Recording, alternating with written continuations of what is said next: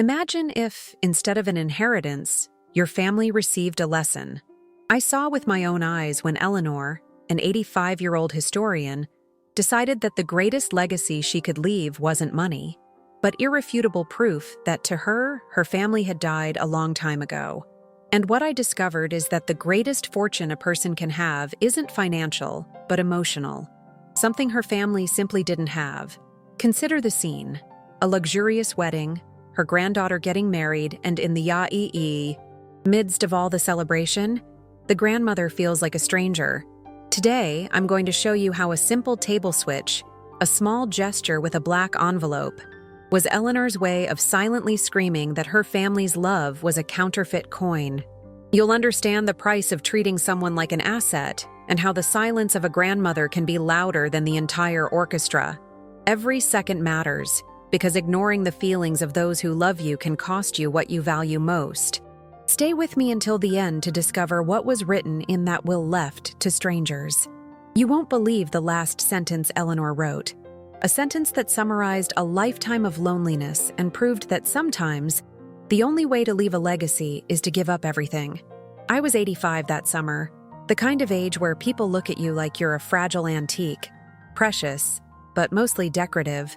My name is Eleanor Vance, and in another life I was a historian, someone who believed the past could be preserved if you just kept the records neat enough. San Francisco has always been my home, and even after Thomas, my husband of 60 years, passed away, I stayed in the same apartment overlooking a street that never really sleeps. I filled my days with books, yellowed newspaper clippings, and the sound of the clock in my kitchen, marking time that felt less and less mine. The wedding of my great-granddaughter Olivia was supposed to be a celebration, a rare chance for all of us to be under the same roof for something joyful. I had been invited, of course, though not in the way one invites someone they're eager to see. It was more of a formality, an obligation they couldn't ignore. For months, I'd caught the sideways glances, overheard the whispers that always stopped when I walked into the room. It wasn't me they were thinking about. It was what I had, what I'd leave behind. I wasn't Eleanor the person anymore. I was Eleanor the estate. The banquet hall was beautiful, high, ceilings dripping with chandeliers, windows that framed the bay like a painting. I arrived early, partly out of habit, partly because I knew no one would be saving me a seat up front. They placed me at the back, near the exit, next to a vase of wilting roses. The tablecloth had a snag in it, and I traced it with my fingers like it was a fault line. Around me, people laughed, posed for pictures, clinked glasses. No one sat down beside me for more than a minute or two. When they did, the questions were always the same. How's your health? Still living alone? Small talk dressed as concern. Olivia was radiant when she gave her speech, her hair catching the light, her voice trembling just enough to sound sincere. She thanked her family for the love and guidance that brought her to that day. Then she said something about the strong foundation set by my grandmother, and the room clapped politely. I smiled, because that's what's expected, but inside the words hit a hollow place. I knew she wasn't talking about me. She was talking about the story they liked to tell about me, the generous matriarch, the keeper of traditions, the endless source of help, not the woman who had spent years alone in that apartment, learning the exact sound the kettle makes before it boils.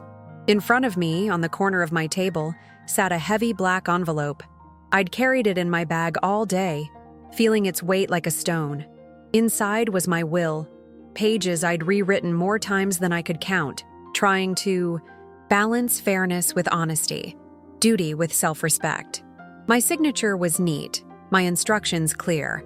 I had come with the intention of giving it to my eldest grandson that evening, quietly, away from the noise. That had been the plan, until Olivia's words and the applause that followed settled something in me. I realized then that no one here really knew me anymore. They knew a role I played decades ago, but not the woman I had become, and certainly not the woman sitting in front of them now. I wasn't angry, not in the way you slam a door or raise your voice. It was a deeper thing, a kind of quiet grief that sits in your chest and makes you heavy. I wanted to leave, But I also wanted to make sure that when I did, it wasn't just another unnoticed exit. I stood slowly, the way you do when you're not sure anyone will see you. And I was right. No one did. They were too busy watching Olivia twirl in her new husband's arms. I walked to the side of the hall where my coat and bag were, the envelope still in my hand. Just before I reached the door, I noticed a smaller table near the entrance, set up for the wedding planners. It had a neat card with their names in looping script, a silver pen, and a stack of thank you envelopes for them. An idea, sharp and certain, slipped into my mind. I placed my black envelope on that table, right in the center, as if it belonged there all along. The act was so simple it barely made a sound, but in my chest, something shifted, like a latch, clicking open. I didn't look back. I walked out into the cool night air, my shoes tapping softly on the stone path. It wasn't revenge, not really. It was something quieter, more final. My way of saying, if you only see the money, then you don't get the woman who earned it. The city felt different that night, as if I had stepped into a version of San Francisco only I could see. The bay shimmered under the moonlight, and the air carried that familiar mix of salt and exhaust from the Mooney buses. I walked slowly, letting the cold bite at my cheeks, my mind strangely calm. The decision was already made, and with it came an odd sense of lightness. My entire legacy, the records, the properties, the accounts, everything that had been the silent currency of my family's attention, was now sitting on a stranger's table. It felt almost absurd, like leaving your life's work in a library Dropbox, but it also felt right. I'd spent decades watching people in my own bloodline treat me as a ledger rather than a person, and I was done being an account balance with a heartbeat. When I reached my apartment, I didn't turn on the main lights. I moved through the rooms by memory, the way you do when you've lived somewhere so long you could navigate it blindfolded. The shelves loomed in the shadows, filled with the documented lives of people long gone. Birth certificates, letters from the war, yellowed photographs with handwritten names on the back. I thought of Thomas and how he used to say that history was only as honest as the person telling it. Tonight, I'd decided to tell my own truth, one last time, in a way no one could rewrite. The envelope was gone, but the decision still sat with me like a living thing, warm and heavy in my chest. Sleep didn't come easily. I lay in bed, staring at the faint lines of light from the street lamps slicing through the curtains. My mind kept returning to that small table at the entrance of the banquet hall. Would the planners even notice the envelope? Would they understand what it meant? Or would they hand it to someone in my family without reading it, undoing the entire act? There was no way to know. And that uncertainty was both terrifying and exhilarating. I realized that for the first time in years, I wasn't dreading what the morning would bring. I wasn't waiting for another polite phone call full of calculated kindness. I'd set something in motion, and I couldn't take it back. The next morning, I moved slowly, making coffee the way Thomas had taught me. Boil the water first, then pour it over the grounds in slow circles, letting the steam rise like a signal. The phone sat on the counter, silent. No early calls from the family, no messages. I almost laughed at how predictable it was. They wouldn't be thinking of me until they needed something again. Around 10 o'clock, the phone finally rang. It was an unfamiliar number. My first instinct was to let it go to voicemail, but curiosity won. Mrs. Vance? The voice was a woman's, warm but tentative, like someone approaching a skittish animal. My name is Ruth Torres. I'm one of the coordinators from last night's wedding. My fingers tightened around the mug. She went on, explaining that they'd found the envelope while cleaning up. We weren't sure if it was meant for us, but, well, we read the letter inside. There was a pause, and when she spoke again, her voice had softened. I don't think I've ever read something that honest in my life. I didn't know what to say. My instinct was to protect myself, to brush it off as a mistake. But Ruth's tone made it clear she understood the weight of what she'd read. Mrs. Vance, she continued, I can bring it back to you if you'd like. Or, if you meant for us to keep it, I want you to know we'll take that responsibility seriously. Her words landed with a kind of sincerity I hadn't heard in years. It wasn't the polished politeness of someone circling an inheritance. It was the steady voice of someone who saw the person before the property. "I meant for you to have it," I said, surprising myself with how steady my voice sounded. There was a silence on the other end, the kind that carries meaning. "Then we'll take care of it," she replied. "Not just the documents, but your story. You deserve to be remembered for who you are." I closed my eyes, feeling the sting of tears I hadn't expected. For so long, I'd been invisible in plain sight. Now, a stranger was telling me I was seen. After we hung up, I sat at the kitchen table for a long time, tracing the grain in the wood with my fingertip. I realized I wasn't thinking about what my family would say when they found out. That storm would come, sure enough, but it no longer belonged to me. I had taken my history back into my own hands, and for once, I wasn't afraid of the ending. I thought of Thomas again, and I could almost hear his chuckle, the one he saved for moments when I'd done something he considered quietly brilliant. That afternoon, the fog rolled in from the bay, wrapping the city in a pale, muffled stillness. I sat by the window, the steam from my tea clouding the glass, and thought about how quickly the world could shift when you made one unshakable choice. For years, I'd felt like a passenger in my own story, pushed along by obligations and expectations I'd never agreed to. Now, there was a strange relief in knowing that the course ahead was entirely mine, even if the waters were uncharted. I pictured the banquet hall again, the sound of forks scraping plates, the way no one noticed I had gone, and I realized leaving without a scene had been my final grace to them. By late afternoon, the first ripple reached me. My eldest grandson, Charles, called. His voice was tight, the kind of politeness you could snap in half if you pressed it too hard. "Grandma, did you happen to leave something at the wedding?" I let the question hang, my silence stretching until I could almost hear his pulse through the line. "Because," he continued, "the planners say they have an envelope with your will in it." I finally answered, calm and measured. "Yes, I know. I left it there intentionally." That broke the surface. His composure cracked, and out came the panic. "Do you have any idea what you've done?" I could have argued, defended myself, or lashed back, but I didn't. Instead, I asked him the only question that mattered. "Charles, when was the last time you came to see me without asking for something?"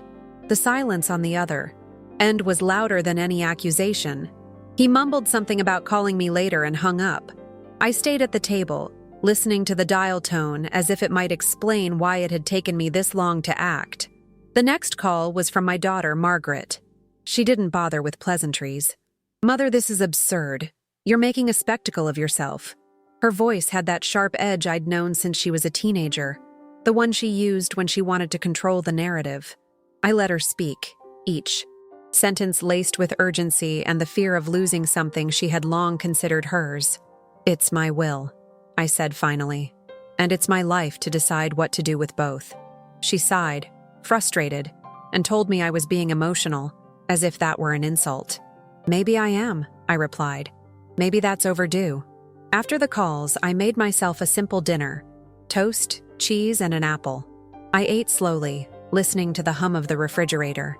There was a time when the quiet of my apartment felt suffocating, like the walls were leaning in, waiting for me to shrink. Tonight, the quiet was mine. I thought about Ruth Torres again, her voice steady and warm, and how she'd said they would take care of my story. It was strange to realize that I trusted her more than anyone with my own name. That night, I wrote in my journal. Not the kind of tidy entries I'd kept for decades, but messy, sprawling thoughts that didn't care about chronology. I wrote about Thomas, about the years before the money became the center of the family, about laughter in kitchens and road trips in cars that barely made it up the hills. I wrote about the way I'd felt at the wedding, like a relic in the wrong museum, and about the quiet satisfaction of walking out with my head high. By the time I put the pen down, my hand ached, but my mind felt lighter. The following morning, a knock at the door startled me. I opened it to find Ruth standing there, holding a plain brown envelope. "I thought you might want this," she said, handing it to me. "It's a copy of your letter, just so you have it." I invited her in, and she accepted without hesitation, settling into the armchair by the window as if she'd been there before. We spoke for hours, about my work as a historian, about her years in event planning, about how sometimes strangers see you more clearly than your own kin. By the time she left, I realized that Ruth had done something none of my family had in years. She'd listened without angling for anything in return. And for the first time in decades, I felt like my story might end on my own terms, not theirs. I stood at the window as she walked away, the envelope in my hands, thinking that maybe legacy wasn't about who you left things to, but about who understood you well enough to keep your memory honest. By the third day after the wedding, the calls had shifted from shock to strategy. My niece, Helen, rang in the early morning, her voice dripping with the kind of concern that feels like a script. "Aunt Eleanor, I just don't want you to do anything you'll regret," she said, each word carefully measured. I let her talk, noting how she never once asked why I had done it, only how it could be undone. That told me everything. They weren't interested in the reasoning, only in recovering what they believed had slipped through their fingers. I told her, as I had told the others, that the decision was final. She went quiet, then changed the subject to the weather, as though that could smooth over the jagged edges of the conversation. Later that afternoon, I received a letter slid under my apartment door. It wasn't in an envelope, just a folded sheet of paper in my daughter's handwriting. The words were blunt, an ultimatum dressed as advice. "This will create permanent damage in the family," she wrote, "and once you're gone, no one will remember you kindly." I sat with that sentence for a long time. It was meant to frighten me, but it had the opposite effect. It made me realize that being remembered kindly by people who only valued my wealth was worth absolutely nothing. If anything, it steeled my resolve. That evening, Ruth called again, not about the will, but to ask if I might like some company for dinner. I hesitated, unused to invitations that weren't tied to obligations, but I said yes. We met at a small diner near the Embarcadero, the kind of place where the waitresses call you on and refill your coffee without asking. We talked about her own family, about how she'd seen too many weddings where love seemed secondary to spectacle. She didn't pry into my situation, but I found myself telling her more than I expected, about the years of being the silent wallet at family gatherings, about the moments I realized I'd become invisible in their eyes. Back at home that night, I replayed her words in my head. "You've done something most people don't have the courage to do," she'd said between bites of pie. "You've told the truth without raising your voice." I lay in bed thinking about that, about how truth didn't always need to be shouted to be heard. Sometimes it just needed to be placed in the right hands, on the right table. The following morning, my grandson Charles showed up at my door without calling first. He looked older than I remembered, though it had only been a few weeks since we'd last seen each other. Stress has a way of aging a face. "Grandma, we need to talk," he said, stepping inside before I could invite him. He went straight to the point. They were considering legal action to challenge the will. "It's not about the money," he lied. "It's about keeping the family together." I almost laughed at the absurdity of it. I reminded him that families aren't kept together by paper or property, but by love and respect, things that had been missing for years. He stayed for less than 15 minutes, leaving when he realized I wouldn't bend. After he left, I stood in the middle of my living room, looking around at the shelves, the photographs, the history I'd spent a lifetime preserving. None of it, I realized, meant anything if it was destined to be picked over like a yard sale after my funeral. That's when I decided to write one last letter. This time, not to explain, but to record. I wanted a version of events that no one could twist. I sat at my desk and began writing by hand, the way I always had. I described the wedding day in detail, the colors of the flowers, the sound of Olivia's voice, the exact moment I decided to change. Everything. I wrote about the envelope, the walk to the entrance table, and the way the air felt when I stepped outside. I made sure to include not just the facts, but the feelings, the grief, the clarity, the relief. When I finished, I placed the letter in a small wooden box alongside photographs of Thomas and me, a pressed flower from our wedding day, and the key to my apartment. By the time the sun set, I felt an unfamiliar sense of peace. My decision had caused a stir, yes, but it had also given me something I hadn't felt in years, a life that belonged to me again. And for the first time in a long time, I didn't dread the phone ringing or the knock on the door. Whatever came next, I knew I had already taken the one step that truly mattered.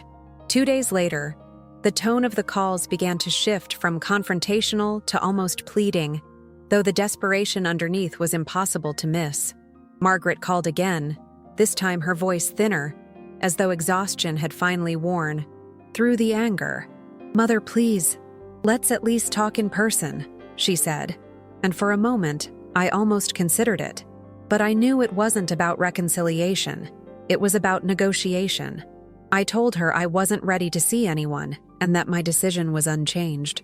She sighed heavily before hanging up, and I imagined her in her kitchen, pacing, trying to figure out the next angle. Meanwhile, Ruth had become a regular voice in my life.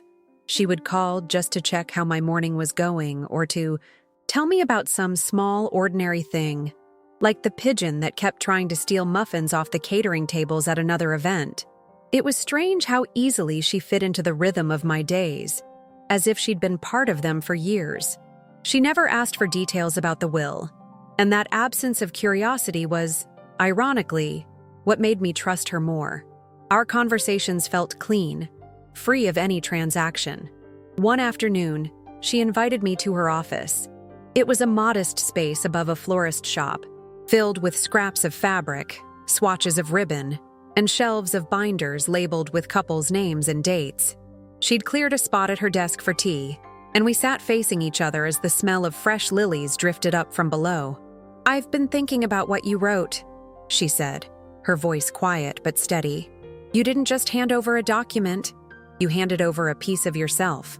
I told her I hadn't thought of it that way, but maybe she was right. Maybe that envelope had been as much about reclaiming myself as it was about passing anything on. The next morning brought a letter from a law firm representing my daughter and grandson. It was filled with formal language, but the essence was simple. They intended to challenge the validity of my decision on the grounds of undue influence. I read it twice, then set it aside. If they wanted a fight, they could have one, but not on my terms. I wouldn't be dragged into a courtroom to defend my sanity. My actions had been deliberate, and that would stand. That same day, I decided to take a walk through Golden Gate Park. The air was crisp, and the leaves had begun to shift to gold and rust, carpeting the pathways in muted color. I sat on a bench near the Japanese tea garden, watching strangers pass, couples holding hands, joggers with their earbuds in, children chasing each other across the grass. None of them knew who I was or what I'd done, and the anonymity was oddly comforting. I realized that for all the years I'd been clinging to the idea of family, what I had been craving was connection, and that didn't have to come from blood. When I returned home, there was a small package waiting at my door. Inside was a leather-bound notebook with a note from Ruth, "For the stories only you can tell." The gesture hit me harder than I expected. I sat down and ran my fingers over the cover, thinking of all the details I'd never put into words. The family moments before greed seeped in, the private jokes Thomas and I had shared, the quiet mornings when I'd felt completely content.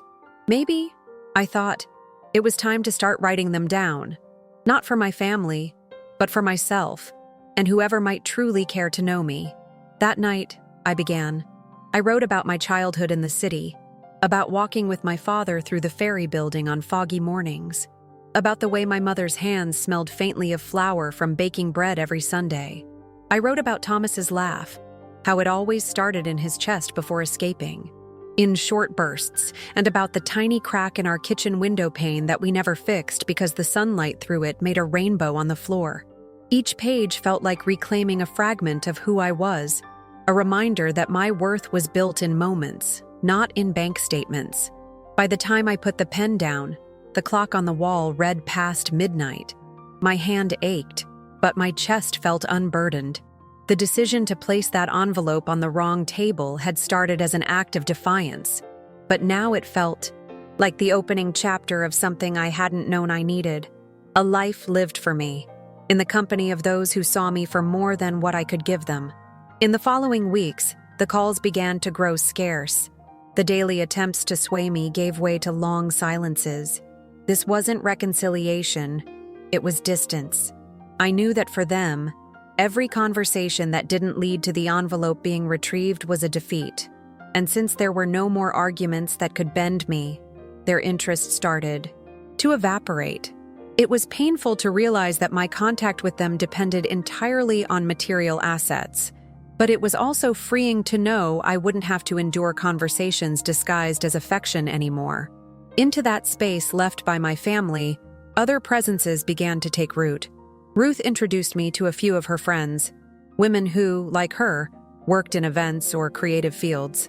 A curious group, different ages and backgrounds, but all carrying an energy I hadn't seen in years. Meeting them felt like opening a window after a long time with the curtains drawn. They wanted nothing more than company and conversation. At first, I found that simplicity strange, being so used to measuring relationships by the possibility of a request or demand. One afternoon, we went together to a small cafe in North Beach. We spent hours talking about books, travel, and even the city itself, which each of them seemed to see from a different angle. No one mentioned inheritance or money, the most financial topic of the day was the price of cappuccino. I went home with a light feeling, as if I had breathed new air. It was the first time in years I felt like I belonged to something by choice and not by obligation. Meanwhile, the few messages from my family grew shorter and colder. Some were almost bureaucratic, as if we were exchanging emails about an expired contract. Instead of wounding me, it confirmed that I had done the right thing. By cutting the financial tie, I had revealed the true size of the emotional one, and it was far too fragile to stand on its own. That realization hurt, but it was a clean hurt, different from the constant frustration I'd known before. One Saturday morning, Ruth invited me to accompany her to a wedding in the Presidio. She said I could simply observe, but when I arrived, she quietly made me her honorary assistant. I spent the afternoon helping with small details, holding the bride's veil for photos, adjusting a floral arrangement, handing a glass of water to a nervous groomsman. By the end, I received a hug from the bride, who thanked me as if I had truly been part of her day. It was a strange and beautiful feeling to belong to a moment without needing an official title in it. Back home that evening, I opened the leather-bound notebook Ruth had given me and wrote about the day. I described the clear sky, the scent of redwoods, the distant sound of the waves. But mostly, I wrote about what it feels like to be recognized not for what you have, but for what you offer of yourself, however small it may seem. It was a quiet kind of recognition, but a genuine one. And I realized that was what I had been seeking for so long.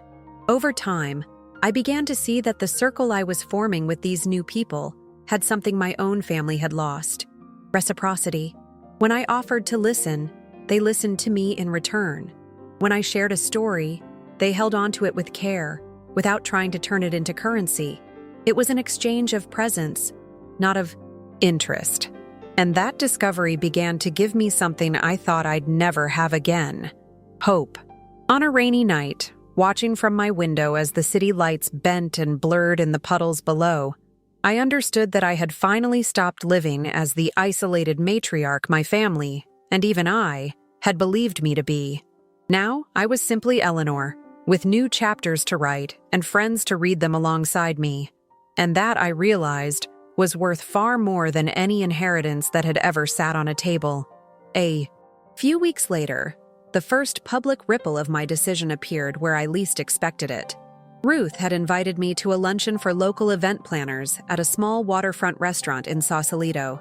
It was a warm, easy afternoon, the kind where conversations drift between work and personal stories, without anyone noticing the shift. At some point, a woman I'd never met, a florist with silver hair and a contagious laugh, leaned toward me and said, "So, you're the Eleanor?" The way she said it wasn't mocking, just curious, but I felt the air tighten around the table. Ruth glanced at me, silently giving me the choice to answer or not. I decided to own it. "I suppose I am," I said, smiling just enough to make it clear I wasn't embarrassed. The florist nodded. "Ruth told me what you did at the wedding. I think it's extraordinary." There was a murmur of agreement from a few others. One of them, a photographer, added, "Most people talk about taking control of their life, but you actually did." And I felt a strange warmth in my chest. Not pride exactly, but a recognition that my act had started to live outside the walls of my apartment, carried into the world by someone who saw its meaning. Over coffee, a younger planner asked me if I was worried about the fallout. "Of course," I said honestly, "but I'm more worried about spending whatever time I have left doing things that don't feel true to me." She nodded slowly, as if she was filing that away for herself. The conversation moved on to other topics, but I noticed the glances, some respectful, some almost protective. It was as if, in this little corner of the world, my decision had become a story about freedom rather than loss. Back in San Francisco that evening, I found a new message on my answering machine from Margaret. She didn't mention the will directly, but the tone was sharper than it had been in weeks. "I hear you're telling strangers about private family matters," she said. Her voice clipped. I stood in my kitchen, listening to it twice. It struck me how quickly the word private becomes a shield for those who fear how their behavior might look in the light. I erased the message without calling her back. The days that followed were quieter. My family seemed to realize that every attempt to confront me was only strengthening my resolve. In their silence, I found space to fill my time with things I actually wanted to do. Mornings at the park, afternoons writing, evenings with Ruth or her friends. The absence of their constant pressure was like taking off a pair of shoes that had been too tight for years. One Friday afternoon, Ruth came by with an envelope of her own. "These are some of the photos from that Presidio wedding," she said, spreading them across my table. There I was in the background of several shots, adjusting flowers, holding the veil. I looked different. My posture wasn't guarded. My eyes weren't scanning for escape. I looked like I belonged. "You should keep these," Ruth said, softly. I did. I tucked them into the leather-bound notebook, alongside my own words. The next weekend, I received a handwritten letter from the florist I'd met in Sausalito. It was short, just a few lines, but it said more than she probably realized. "Your story reminded me that it's never too late to stop living for other people's comfort. Thank you for that." I sat with it for a long time, tracing the loop of her handwriting. It felt strange and good to know that what I had done, which started from such a private place of grief, was rippling outward as something else entirely. That night, I lit a single candle in the living room, a habit I'd picked up from Thomas during winter evenings. As the flame flickered, I thought about the odd turns life takes when you finally choose yourself. The fallout hadn't destroyed me. It had made room for something better, and in that warm, dim light, I realized I no longer thought of the envelope as gone. It was exactly where it needed to be. It was late on a Tuesday morning when the coordinated effort arrived at my door. I should have known something was coming. There had been a week of unusual silence from all of them, the kind that feels less like absence and more like plotting. When I opened the door, Margaret was there, flanked by Charles and my niece Helen. They were dressed neatly, as if for a meeting, and each of them carried the tense smiles people wear when they're about to present a united front. "We just want to talk," Margaret said, already stepping inside. I let them, partly out of curiosity, partly because I wanted to see what their rehearsed pitch would look like in my living room. They began gently, talking about family traditions, about the importance of keeping things in the family. Helen even brought up old stories about summers at the lake house, as if nostalgia might soften me. I listened without interrupting, letting them believe, for a moment, that the warmth in my eyes meant I was being swayed. Then Charles produced a folder from his bag, legal documents no doubt, and placed it on the coffee table like an offering. "If you just sign these," he said, "we can put all this unpleasantness behind us." I looked at the folder, then at each of their faces. It was strange. There was no anger in me anymore, no urge to fight, just a steady certainty. "You're not here for me," I said evenly. "You're here for what you think belongs to you." Margaret bristled. Helen tried to interject, but I held up a hand. I'm not signing anything. Not today, not ever. This conversation is over. My voice was calm, but final. It landed like a stone in still water. Margaret stood abruptly, her chair scraping against the floor. You're making a mistake you'll regret, she said. Her words might have stung once, but now they felt hollow. I've made mistakes before, I replied, and they were always mine to make. Charles gathered the papers with a tight jaw. Helen muttered a quick goodbye, and just like that, they were gone. I closed the door behind them, locking it more out of habit than necessity. For the rest of the afternoon, I sat by the window, letting the city's noise fill the silence they'd left behind. I thought about how, months earlier, that visit might have shaken me. I might have questioned myself, replayed their words until they seeped into my doubt. But now, the only thing I felt was relief. Relief that the worst they could do was try to persuade me, and that persuasion had no power here anymore. That evening, I called Ruth and told her what had happened. She didn't offer platitudes or cheerleading. She just said, "You did the right thing for you, and that's all that matters." We ended up talking about everything else. Recipes, books, the rain in the forecast. It felt good to have a conversation where my decision wasn't the only subject in the room. The next day, I found an envelope slipped under my door again. This time, it wasn't from my family. Inside was a short note. From the florist I'd met weeks earlier in Sausalito, along with a pressed sprig of lavender. Just a little reminder, the note read, that some legacies are measured in the lives you touch, not in the things you leave behind. I pinned it to the corkboard above my desk, where I could see it every time I sat down to write. That night, I opened my notebook and began another entry.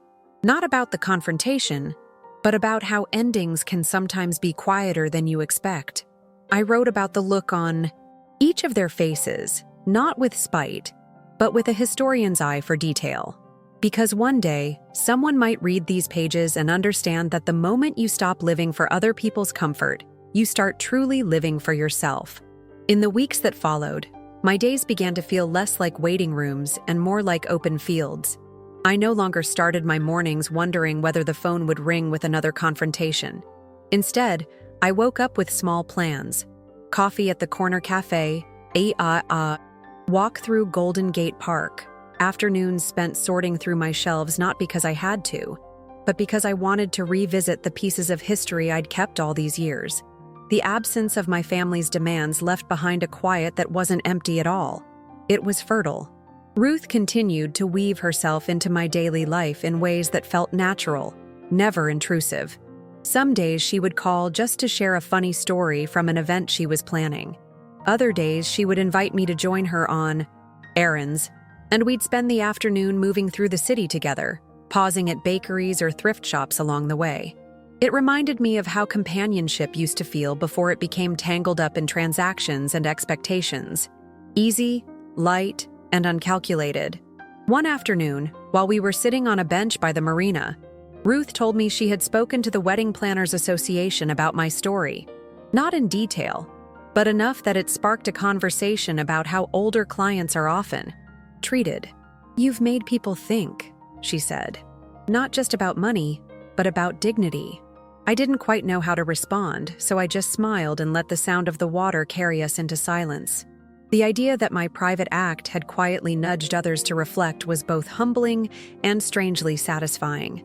Back at home, I found myself writing more than ever. The leather-bound notebook was filling quickly, page after page of memories, observations, and fragments of dialogue. Sometimes I wrote about Thomas, about the way he used to hum old jazz standards while reading the paper. Other times I wrote about recent moments, watching sunlight spill across the floor in the late afternoon, the kindness in a stranger's eyes, the laughter at Ruth's kitchen table. The act of writing no longer felt like preservation for others. It was nourishment for me. One Saturday, Ruth introduced me to her friend Miriam, a retired teacher with a quick wit and an endless supply of travel stories. Miriam had a way of asking questions that made you want to tell her everything. Before I knew it, I was sharing pieces of my life I hadn't spoken of in years. How I met Thomas, the struggles we faced early in our marriage, the joy of holding Olivia as a baby, before time and distance had changed her. Miriam listened without judgment, and when I finished, she simply said, "It sounds like you've lived many lives, Eleanor." The more I spent time with this new circle, the more I realized how much my world had shrunk before. My family had been the boundary lines, and everything outside of them had felt unreachable. Now, with those walls down, I could step into spaces I hadn't dared to before. Art exhibits, lectures at the library, even a poetry reading in a bookstore where the smell of paper and coffee hung in the air like an invitation. Each experience felt like reclaiming a part of myself I'd forgotten existed. One evening, Ruth hosted a small dinner at her apartment. The table was crowded with dishes everyone had contributed, and the conversation wove effortlessly between serious and silly. At some point, someone asked me how I knew Ruth, and I told them the story. Not the legal details, but the heart of it. How an act meant to free me from one kind of relationship had opened the door to others I hadn't known I needed. When I finished, there was a quiet moment before someone raised a glass and said, "To choosing yourself." We all clinked glasses, and I felt the warmth of the room settle deep in my bones. That night, as I walked home under the glow of the street lamps, I thought about how far I had drifted from that banquet hall overlooking the bay. The version of me who sat alone at the back of the room, tracing the snag in the tablecloth, would never have imagined that placing an envelope on the wrong table could lead here to new friends, new stories, and a life that finally felt like my own. A month later, on a breezy Sunday morning, I woke with an unusual clarity about something I had been quietly avoiding, the question of what exactly would happen to my estate now. Placing the envelope on that wedding planner's table had been a symbolic break, but it wasn't the end of the story. Ruth had been safeguarding the will and letter, as I intended, but there was no final structure to what came next. For weeks, I had been content to let it rest there, suspended in possibility. Now, I felt ready to decide, not out of pressure, but because I wanted my choice to reflect the life I had rebuilt. I brewed a pot of tea and sat at my kitchen table, a stack of fresh paper in front of me. This time, there would be no drafts sent back and forth, no quiet consultations with relatives who pretended to care. This would be mine alone. I began by listing the people and places that had truly mattered in these last years. Ruth, the small network of friends she had introduced me to, the historical society where I had volunteered decades ago, and a local literacy foundation that had once helped Thomas's younger brother learn to read as an adult. My estate, I realized, could become an echo of the values I still held: connection, history, and the passing on of knowledge. Later that afternoon, I called Ruth and asked her to come over. When she arrived, I laid out my thoughts, page by page. She didn't interrupt, didn't offer suggestions unless I asked. When I finished, she simply said, "This sounds like you." It was the highest kind of approval she could have given. We spent the rest of the day drafting a new document, clear, legal, and unshakable. It left no room for my family to twist or challenge its meaning. By early evening, the final version was signed and notarized, the ink still drying as I placed it in a sealed folder. I handed it to Ruth without hesitation. "This is the one that stays," I told her. She nodded, her eyes steady, as if she understood the weight of the trust I was placing in her. For the first time since this ordeal began, I felt a true and complete peace about where my legacy would go. The following week, I received an invitation from the Literacy Foundation to attend their annual fundraiser. I hadn't been in that building for decades, but walking in felt like stepping into a familiar chapter of my life. The walls were lined with photographs of past students, their smiles wide and unguarded. One of the coordinators recognized me and thanked me for the work I had done years ago. She had no idea what was coming to them in the future, but I carried the knowledge like a secret gift, knowing it would one day change lives. That night, I wrote another entry in my notebook. Not about my family, not about the conflict, but about the feeling of planting something I would never see bloom. It was a strange sort of joy, one that didn't need recognition or applause. I thought about Thomas again. about how he used to say that the best kind of work was the kind no one knew you had done. In a way, this felt exactly like that. From that point forward, the idea of legacy no longer felt like a burden I was carrying for someone else. It became a living thing, something I could shape in the present rather than leave as a fixed point in the future. The conversations with Ruth and my new friends shifted away from the past and toward the possibilities ahead. I wasn't just preserving what I had. I was deciding how it could move into the world without me. One rainy afternoon, as I closed the notebook after another long writing session, I realized that the story of the envelope, the one that had started in quiet rebellion, was no longer about defiance. It was about creation. What had once been an act of escape had become an act of building.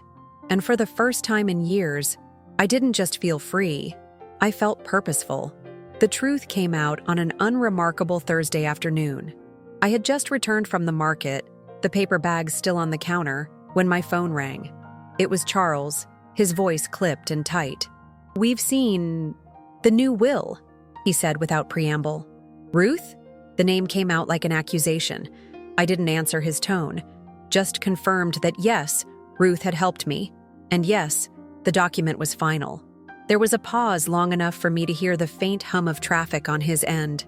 Then, almost incredulous, he asked, "So you're leaving it all to them? To strangers?" "They're not strangers to me," I replied. "They're people who have been present, who have listened, who have cared without expecting payment." My words were measured, but I could hear them hitting like stones on glass. Charles tried to argue, listing family obligations, tradition, even using the phrase bloodline, as though we were discussing royalty. I stopped him mid-sentence. "Blood isn't a contract, Charles. And you've all shown me exactly what my presence is worth to you." By evening, the ripple had reached the rest of the family. Margaret left a voicemail that began with disbelief and ended in fury, her voice rising, until it broke. Helen sent a curt email accusing me of turning my back on everything the family stands for. I didn't reply to either. The reactions didn't surprise me. They only confirmed what I already knew. What unsettled them wasn't losing the inheritance. It was losing control over me. That weekend, Ruth came over with a bottle of wine and a bag of pastries. We sat at my kitchen table while I read her the messages, half amused, half weary. "They're not angry because they care," Ruth said, gently. "They're angry because you wrote an ending without letting them edit it." I laughed at that, the truth of it so sharp it almost felt like relief. For the rest of the evening, we talked about anything but my family. Days passed without further contact from them. The silence this time felt different, not strategic, but final. I imagined the conversations happening in their houses, the shifting alliances, the calculations about what they could still expect from me. I didn't dwell on it. My energy was better spent on the life that was still unfolding right in front of me. One afternoon, while walking with Miriam along the waterfront, she asked if I ever regretted not confronting my family in a louder, more public way. I shook my head. "They wouldn't have heard me any better," I said. "And I don't need them to understand. I just needed them to know." She smiled as though she understood perfectly. Sometimes the act of claiming your life is the loudest statement you can make.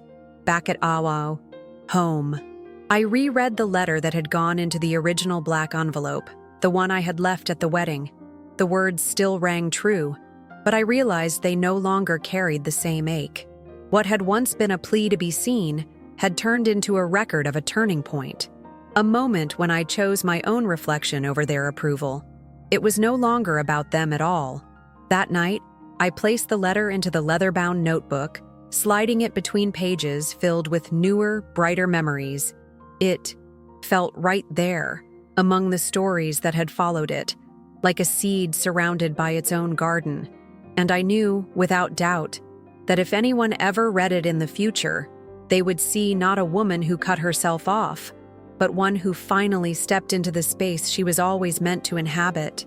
Spring arrived quietly, the kind of San Francisco spring where the wind still nips at your coat, but the light lingers a little longer each evening.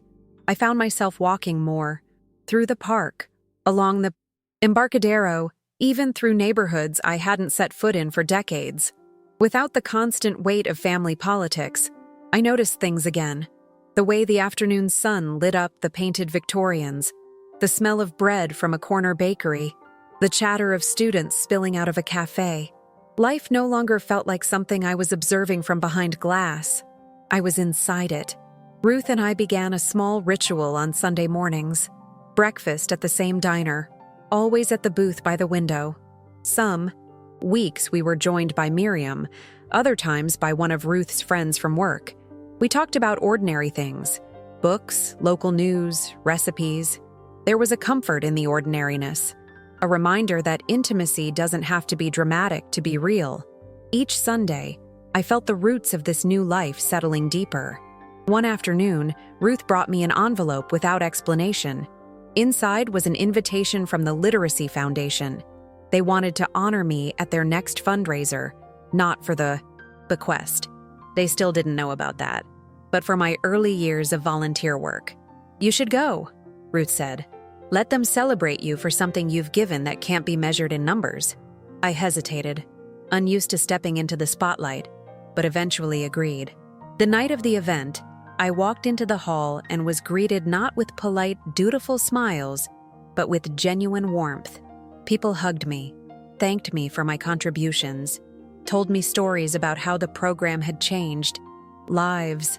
I didn't need to say a word about the inheritance. The knowledge of what was to come stayed quietly in my chest, like a candle only I could see. It felt like a promise, one I was proud to keep. After the fundraiser, I stayed behind in the empty hall, watching the staff clear tables. The smell of coffee and paper programs lingered in the air. Ruth found me there and asked what I was thinking. "That I'm glad I didn't give this to people who would have turned it into a fight," I said. She smiled. "You gave it to people who will turn it into something alive." In the weeks that followed, my apartment began to change in small ways. The framed photos of my family were still there, but I no longer felt compelled to arrange them in prominent places. I added new ones, snapshots from dinners with friends, candid moments from outings, even a photo of myself at the Presidio wedding, laughing mid-conversation. My walls were becoming a record of the life I was living now, not just the one I had already lived. One rainy afternoon, Miriam came over with a box of old stationery and suggested we each write a letter to our younger selves.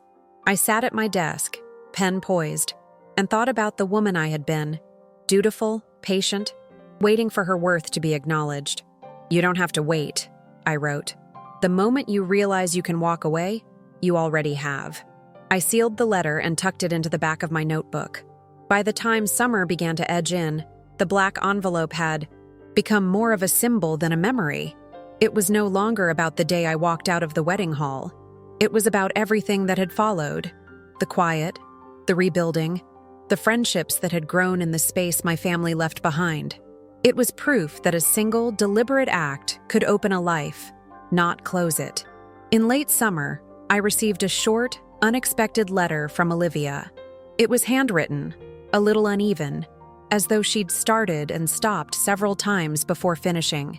She didn't mention the will directly, but she did acknowledge the wedding day, how she hadn't realized how far apart we'd grown, how she wished she'd made more of an effort to include me. She ended by saying she hoped we could talk someday, when you're ready. I read it twice, then set it aside. It wasn't forgiveness, not yet, but it was the first note from my family in months that didn't reek of entitlement. That, in itself, was something. I didn't rush to answer. Instead, I carried the letter in my bag, for a week, letting it rest there while I decided how I truly felt. During that week, life went on. Breakfasts with Ruth, a book club